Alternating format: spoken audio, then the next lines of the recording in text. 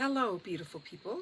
Julie here again to talk more about helping you to manifest your greatest life. More tools that you may need to help you on the journey of manifesting. When I was busy manifesting my great life and learning about becoming more self-realized, I was deep in the study of reading self-help books and all kinds of things to further me on that path. And then the Eckhart Tolle book came out, The Power of Now, practicing the power of now. And that's exactly what it is.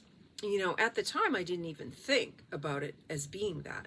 But that's what it is. And that's what I have taught you or spoke about on getting off the hamster wheel.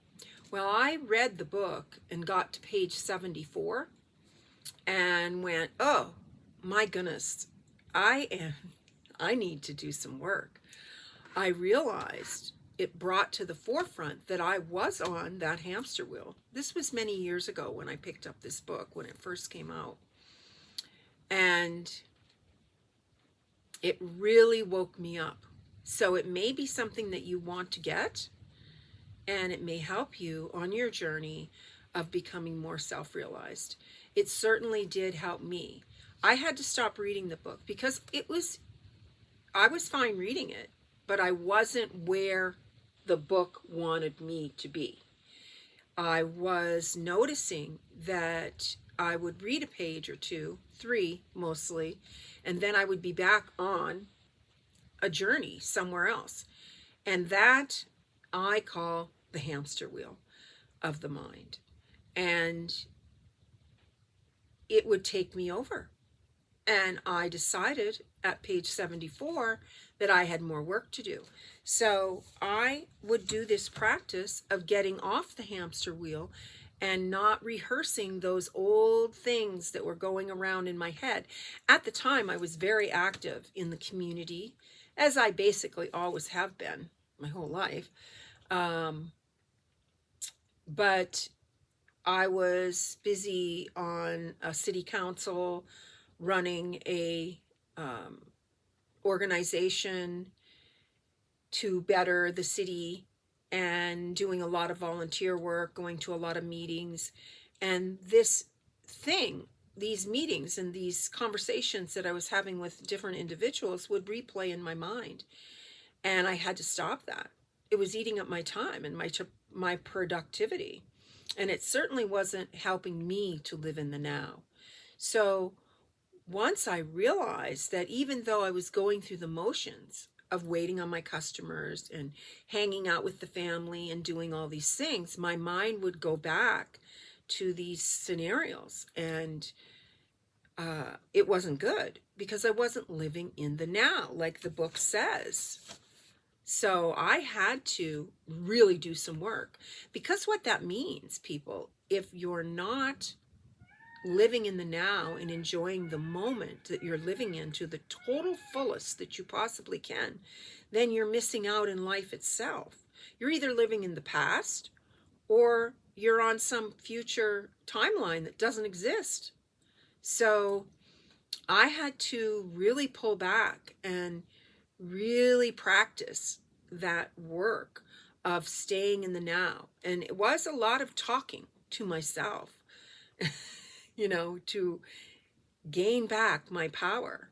And what I had realized at that time is I was giving the power away to scenarios. And it wasn't suiting me, and it wasn't bringing me joy and peace and love, which is where we want to be on the set points of manifestation. So those scenarios that I was replaying in my mind was bringing me down into the lower set points of frustration mostly. And that's not where we want to be. So once I realized that, and I really started to work on really enjoying the moment that I was in, it really, really helped me a lot. So you may want to pick up this book you can get it used in the used bookstores, or you can buy it new. It's a great book, very short, but it will help you to come face to face on how close you are to living in the now. And are you present in the present moment? Are you driving down the road and and you go 20 miles and you go, oh, wow, how did I get here? And when you come back into reality as you're parking the car and you realize that you were in your mind, woo, and your mind was on automatic pilot to get there. So it's very important to your journey of becoming more self-realized to practice being in the now. And in doing so, you will have to get off the hamster wheel. So it's a double-edged sword, but it's worth it, because once you do this work, you are moving forward in your own personal life. You are going to be able to manifest things at a much faster pace. And with the clearing that the light workers or the beings of light or celestials that are on the planet are doing to move us forward, it's going to be easier and easier to connect with the divine creator, and easier to manifest what you want. It's truly a partnership.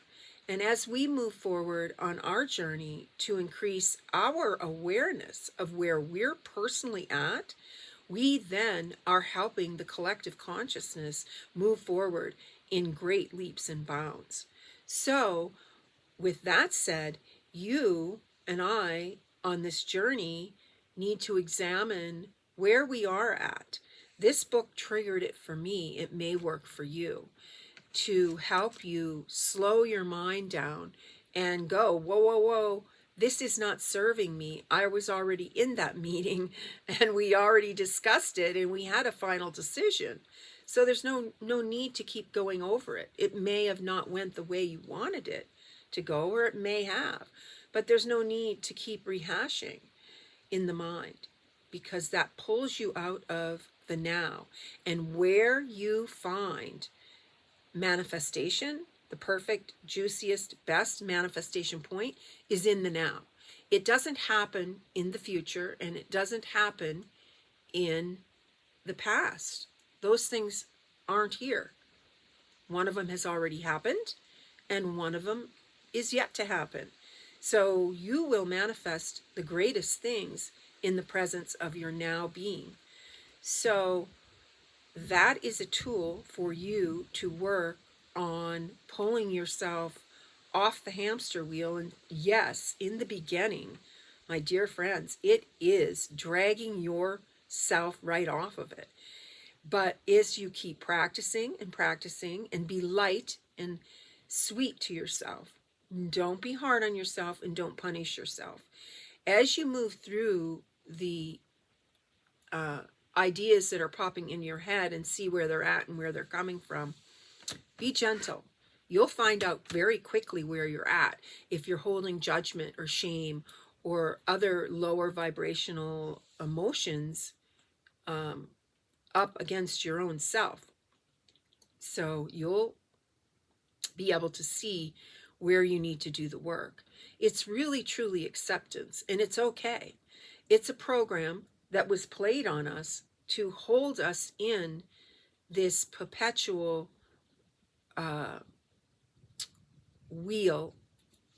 hamster wheel, as I call it, of the mind.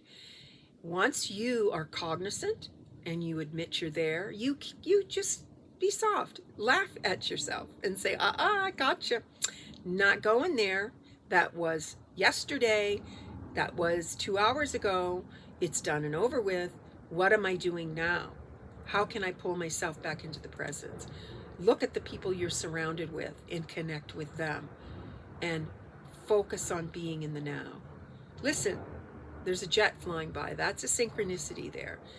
I believe those little things like that are little yeses to we are on the right track. So that is beautiful that we've got a little synchronicity to tell us that we're moving forward in the right moment. I want to touch also on something that you may find when you're analyzing the thoughts and the things in your on your hamster wheel. You may sit yourself or others in judgment. You may see them in judgment. It is a human trait to judge things like, oh, is that bridge strong enough to hold my car? Now, in this country, most bridges are. There's strict regulations. We've got a bridge out here that no one gets to travel on because it wasn't graded for the proper weight. So they have to shore it up or rebuild it. Not quite sure, but they are working on it. So there's always these inspections to make sure. But your judgment helps you to make sure that you are doing the right thing and moving forward on the right path. In other words, you may have someone may approach you on the street. You have to judge whether they are in sincerity and they are good, or they're up to no good. You have to analyze these things. So part of judgment is very, very good. It protects us and keeps us safe. But when it gets out of hand is when we need to pull it back. In other words, do you find yourself judging all of humanity and all of your friends? You need to say, oh, yeah, I see that I'm judging, and then say, but that's their life, and they get to do what they want to, how they want to do it, and let it go. Because when you start to move into judgment of others, and you bring it into a personal thing with someone else in your mind, you are then judging, and then that's setting up that energy of sending bad stuff perhaps to another human being without you even realizing it. So you must catch yourself doing that and go, oh, but that's their life, so they get to do it how they want to do it. And maybe I'm just noticing that as a thing because I don't want to do it that way. I want to be different. So my life is going to be different than that, but I love them and appreciate them for their journey and accept them where they're at. If you do it in that way, you remain on the upper numbers of your map of manifestation. Acceptance in willingness. Acceptance is at 350. So if you're there at 350, reason is 400. Love is 500. See, judgment is way down on the bottom. So if you see something and you analyze it softly and then decide it's okay, that's their life and they get to do their life. It's a free will planet. So if you can remain honest in yourself and in your own integrity and let them be them, let them do them, and you do you, then you're going to be fine. It's when you take those judgments that you conjure up in your own mind about others that you start to go down a slippery slope, because you're sending negative energy to those friends or acquaintances or maybe even strangers, and that is not something you should do. Like when you see the homeless on the side of the street, send love to them. Roll down your window and give them a banana or an apple or whatever on the corner. Carry extra stuff like that so that you can give them something. And in my mind, I imagine that person, if I see or notice anything that would indicate drugs or anything like that, I imagine them and send them love and say, oh, they're getting into a rehab and getting healthy. Someone is coming to help.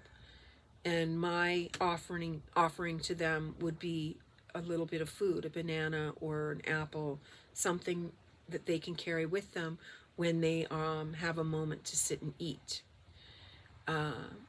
And then also,